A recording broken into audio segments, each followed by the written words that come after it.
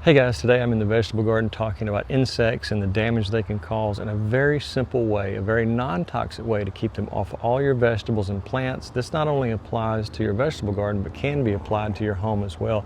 So this simple white powder right here will make a huge difference. I'm going to show you how to use it wet and dry, and 3 or 4 additives that you can mix in with it that will make it even more potent and deadly to insects, but completely safe for pets. I'm going to show you how to actually avoid harming any honeybees or pollinators. So that's one thing in our vegetable garden. I'm always trying to protect them. So the specific ways to apply this product is very important, because you don't want to do just a general overall treatment in your garden, because you can kill pollinators in your garden, specifically honeybees, which is one of the most important pollinators. So let's head into the potting shed and I'll show you exactly how to do this recipe. Super simple and super cheap. So guys, I always love providing extra material to anybody who's in the Patreon. So if you're a paid member over there, you can download this 11-page booklet for free. It'll go into extreme detail on this entire process, all the mixes. You can print it out.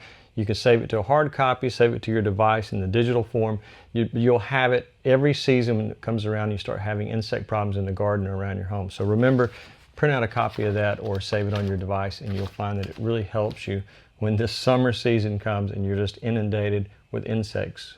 So guys, the white powder I'm talking about is diatomaceous earth, but I not only use just that, I make a mixture of a dry powder that contains 3 or 4 added ingredients, and I also can create a wet mixture that we use. Now, a lot of people will tell you once this gets wet, it is ruined. The truth there is, once it gets washed away, if you do overhead watering in your garden or if a heavy rain comes through, the powder itself can re-dry and then work just as effectively, or slightly less, but it's going to work just as effectively, I think. But if it gets washed away, then there's no effect on any type of insects in the garden. So the wet mixture I'm going to show you how to make will work once it dries and that powder is on the surface of the leaves.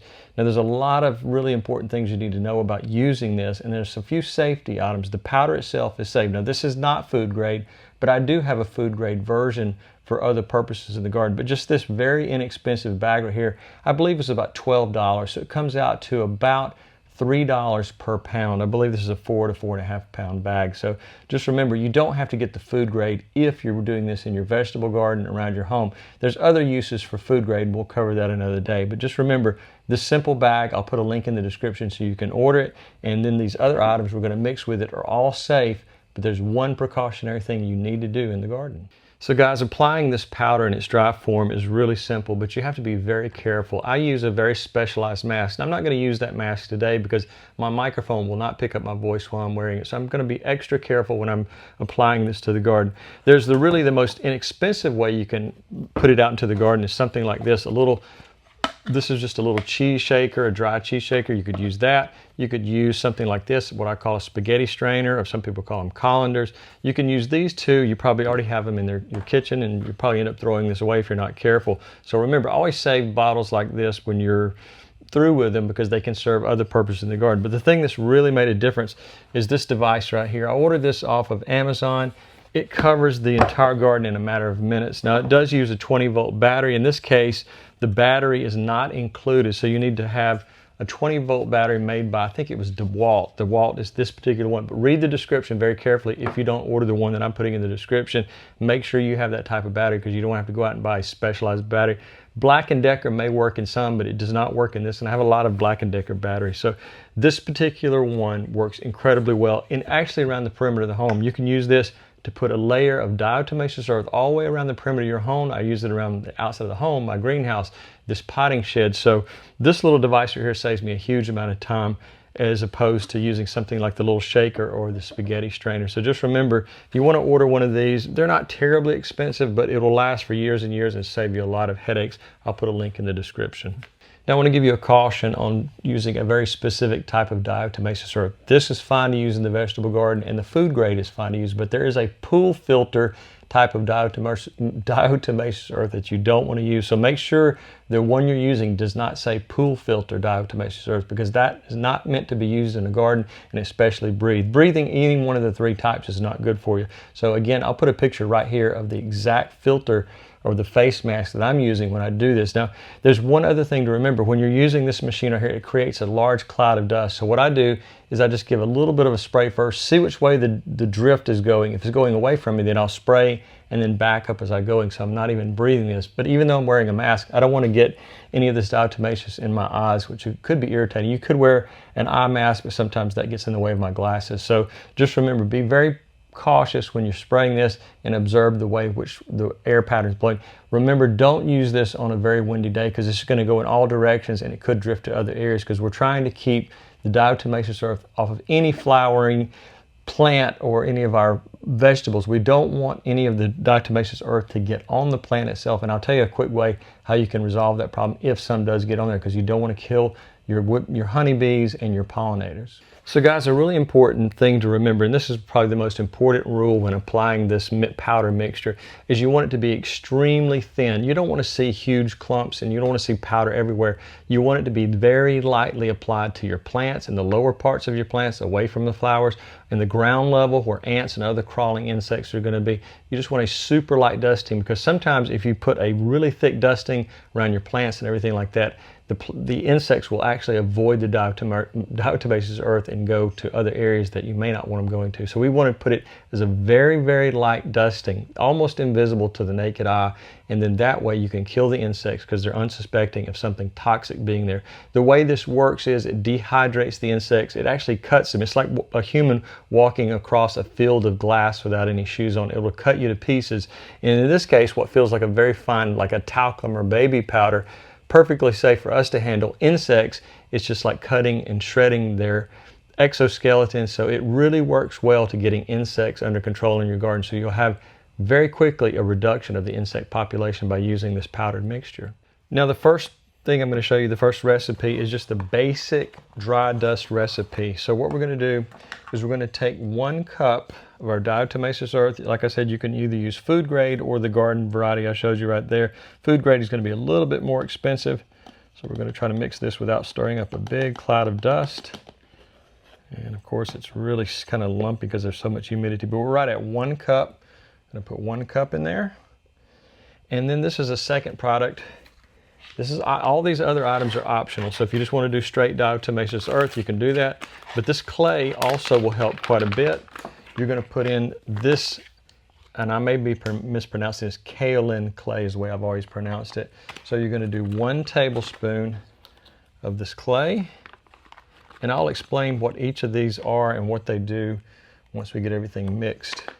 Now the next thing we're going to add is 1 tablespoon of wood ash. You can make it yourself. I'll put a link up in the corner that shows how to make your own wood ash. It's a little bit of a complicated process if you've never made it, but once you make it, it's really simple each time you go back and do it again. So we're doing 1 tablespoon of wood ash. If you can't burn in your neighborhood, if there's reasons you can't, you can actually order wood ash online. And I did that with this one just to see what kind of quality it was. The next thing I don't have handy here is out in the greenhouse, but it is a tablespoon of garden lime, and again, that is an additional item. Next, we're going to do 1 teaspoon of cinnamon powder. This is a ground cinnamon powder. Almost everybody has this if they do a lot of baking around like I said. That is 1 teaspoon of cinnamon powder. And then another optional item you can add there is a teaspoon of dried peppermint powder or crushed dried mint. So that is our basic recipe for the dry dust powder. Now you want to carefully mix all these ingredients together. Just do a 30 to 60 second mix here to make sure there's no clumping and everything is well mixed, because you want the ingredients in our dry recipe here to be as effective as possible. So again, just do some mixing. You can do a little bit of shaking there. Remember, try not to stir up too much dust. If you're not wearing your mask, it could get into your lungs. Again, if it's on a windy day, you definitely want to wait till it's very calm outside. So there you have it, our completely mixed dry basic powder, and I'm going to show you how to apply it within the garden. Now the step-by-step procedure of doing the dry mix is very simple, but there's a lot of rules you need to follow. You want to make sure you choose a dry day when you do this, and I'm going to demonstrate this in my spaghetti strainer or colander, whatever you want to call it. You want to make sure that you're not going to do any overheaded watering. Make sure that there's not going to be any rain for at least 24 hours. And calm air is the most important thing you can do, because even with this type of duster, it can still find its way to other areas of the garden on a windy day. So remember, you want calm air, because again, it drifts very easy. Next, you want to inspect the plants. You want to look on the underside of leaves, look for aphids or any other insects that might be there. You want to make sure that you check the stems of the plant. Look, see if you see any insects crawling on the stems themselves. You want to check the soil cracks near the base of the plant. See if you see any ants or anything like that crawling around. Make sure you look for all of those things, because ants, aphids, flea beetles, earwigs, slugs, caterpillars, any type of those insects can cause chewing damage. So that's what you're looking for, is just make sure you look for any damage on the stems of the plant themselves. Now you want to lightly dust the soil surface, and with these colanders you just need to very gently tap it. You don't need a massive amount. You want to create a ring around the entire base of the plant. Not easy to do when they get this size, but you don't even need to put probably that much, just a very light dusting. You want to keep the ring about 1 to 3 inches away from the main plant stem. You don't want to bury this stem under a big mound of the dust, because that's not really necessary. You just want to create a barrier around the base of the plant. So just remember, this is going to create a crawling barrier for ants, cutworms, earwigs, and even slugs around your plants, which can do a lot of damage, chewing that is, around the plant and eating of the leaves and even destroying your vegetables before they have a chance to grow. Now when dusting the plant, you want to dust lower leaves and just give it a very light tap and just very gently apply the powder to those lower leaves. Remember, you were trying to avoid any flowers that might be about to open. I'm hoping this is easily visible, but there's a flower forming right here. We want to keep any type of insects. I know it's a little bit hard to see. Let me see if I can bend the plant down just a bit. As you can see, that's one of the flowers that are about to open. And so any pollinators that come into this flower, if you've heavily dusted it with the diatomaceous earth mix recipe, it could kill them. So just remember, we're trying to stay away from flowers. Focus on the lower limbs and avoid any flowers that have already formed. Now again, you can see my cherry tomatoes have just exploded with production here. These have probably done better this year than they have in many years due to some of the recipes I've used. And I've used a variety of recipes on different plants throughout the garden. So take a look at the library of videos and you'll find there's all sorts of recipes you can try. What works best for you might not work best for me. So just remember, experimentation is a great way to have success in the garden. But what I'm going to say about raised vegetable beds is doing a light dusting around the base of each one of your beds puts out a barrier. So if you have anything that's trying to get to your plants, that's going to create that barrier. So just remember, you're not just dusting just right immediately around the plant or on the plant itself. You want to create a barrier around the entire garden bed. So in my case, I have mostly raised vegetable beds, and I want to create a barrier because we have had a lot of ants in the past, and this has really helped this year. My ant populations this year are down 95 to 99%. I've seen very few ants around my strawberries, tomatoes. It has worked extremely well this year. So guys, one thing to remember is after a heavy rain, you're gonna have to do this process over again. So if you're having a semi-dry summer, that's really kind of a help for doing this, because if you're having rain every other day or every 3 days, it becomes a bit of a chore. But I've had a lot of rain this year and it has become a chore, but my insect populations are just non-existent in the garden. I found a few here and there that have flown in, but basically all my plants have performed very well this year without any insect damage. So just remember, rain is our enemy when applying this, so you want to make sure that you do this repeatedly when there's a lot of rain. Now, there's a way to reverse the process, that if you've accidentally gotten some of the diatomaceous earth powder mix on any of your flowers, like these tomato plants, just take a small sprayer like this and give it a quick shot. You can do a mist spray or a stream spray, but what we're trying to do is we're just trying to remove any possible dust off of each flower, because as a pollinator comes in, the diatomaceous earth can get on it. It can cause death of that particular pollinator, whether it's a butterfly or even a honeybee, which is what we're hoping to see a lot of this year. So just remember, there is a way to remove it. Just go around the garden and give each flower that you have throughout your garden about, a little blast of a sprayer like that, and you can remove 99.9% of your diatomaceous earth from the flowers and protect your pollinators. So guys, now that we've talked about the dry powder mix, let's head back into the potting shed and I'll show you how to make the wet formula, and it will work almost as well as the dry powder. once the liquid or water dries out and there's a very thin layer of this powder that remains, the thing that will destroy the effectiveness is a heavy rain. It washes it all away, as I said earlier. So just remember, yes, it can dry out and be effective again once that takes place, but if it gets washed away, it's like it was never there. So guys, I harvested a few cucumbers while I was out there, and there's no damage to the skin anywhere of insects. A lot of years past, I've had surface damage to my cucumbers because of the different insects that are out there. So this powder that I'm using about every 7 to 10 days has made a huge difference. I also reapply it after a heavy rain. So we're cutting down on our insect damage by 99.9%. So this powder, I like using it because I like having an organic, as close to organic as possible. This year, I haven't had to use one industrial chemical in the garden at all by following these steps, the recipes that I've used in the past, and the insect control methods as well. Now, before I give you the recipe for the wet mix, people are going to ask, well, why use the wet mix? Well, something like this solo sprayer that I've got 5 or 6 around the greenhouse can make it super easy to spray up under leaves. You can tilt the wand tip in an upward direction like this, go around your garden and spray from underneath. A lot of insects like aphids and other things hide during the day on the underside of leaves. So you can go around the garden giving it a spray with this. Once it dries, you have that effect of killing all the insects that are harmful to your plants. Remember, don't spray it on, in, or around near flowers. We're just treating the leaves to try to stop them. So I'll put a link in the description to this exact type of sprayer. But again, with this wand tip that angles up like this, you can walk around the garden and spray from underneath super easy. So let's move on to the recipe for the wet mix. All right, so we've got our diatomaceous earth here. You're going to need 4 tablespoons of the wet mix. So we're going to mix this in our already filled gallon water. I've allowed it to sit out in the sun just for a little bit so it'll warm up. So it's better to do the water slightly warm. So we're going to take 4 tablespoons of diatomaceous earth, a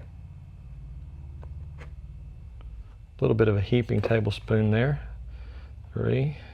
And the reason we want slightly warm water is this is going to mix a little bit better. A lot of times when you have really cold water, the powder does not mix as well. Now, these next few items are completely optional, but I would highly recommend it.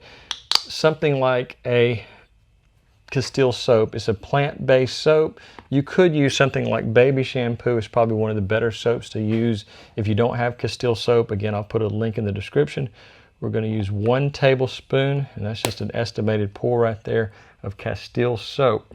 The other things you might need to use is the kaolin clay. Again, this is optional, but again, it is 1 tablespoon of this product, and this allows the mixture to stick even better to the leaves. So this item right here, I always have some of this in the greenhouse so I can use it. A couple of other optional things that I'm not putting in this particular batch is 1 teaspoon of neem oil, and that is something that can help. It's completely natural, completely organic. Also a tablespoon of aloe vera juice. I'll put a link in the description about how to make your own aloe vera juice. I have several aloe vera plants that have become quite large, so take a look at that video if you want to learn how to make your own aloe vera juice. And there's another plant called the yucca plant. You can use the extract, a few drops of that as a natural surfactant, but I think the Castile soap or baby shampoo works really well as our surfactant. Now you just want to mix this really well and make sure there's no clumps because it will stop up your sprayer. So whether you have a blender in your greenhouse that you're dedicated to making your recipes, or you have a shaker, something like that, you could use that to make sure it's well mixed. But just remember, you don't want any clumps because these small sprayers will clump up pretty easy if there's any big dry, not well mixed things in there. So just remember, you want to do a very good mix of your clay, and that's where the warm water comes in. Cold water, you may get that clumping effect. So we're just going to continue to mix this for about 60 seconds and make sure the powder is well mixed into our wet spray. Now I'm about to refill the chamber of our sprayer here. We're going to reattach our battery, or I should say not sprayer, but this is actually our duster here. So this is the dry powder form. I'm going to refill our little chamber here with some dry powder mix that we've already made. And the main thing to remember is we want to make sure that we're not breathing this dust in because it is not good for your lungs to get in there. It can cause a lot of problems. So remember, only do this on days where the air is very still, and wear that mask I showed you in the beginning. It's one of the better masks. Just a common paper mask is not going to be enough because if you get drifting towards you, it can go around the backside of the mask and get into your lungs. So let's go out to the garden. I'll show you real quickly how this works. If you want to download this PDF, you can do that and it'll help you. It goes to extreme details, 11 solid pages. If I did 11 pages on video, most people I think would fall asleep before the end of it. So again, if you're already a paid member of the Patreon, you can get that at no charge, along with dozens of other PDFs about gardening and around home renovation and things like that. So as long as you're a member, I'm always putting new PDFs on there that you can help you with your garden and your home. Now, I started using this type of electric 20-volt duster a couple years ago, and it made it much easier because I transitioned away from this bulb duster, which took an immense amount of work. So going from a bulb duster to this type of duster made it super easy. I'll show you real quick. It is a little noisy, so you just need to make sure that you lightly spray, you lightly pull the trigger and put down a dusting first along the garden bed, and then maybe just about a foot or so up. Stay away from the flowers on top.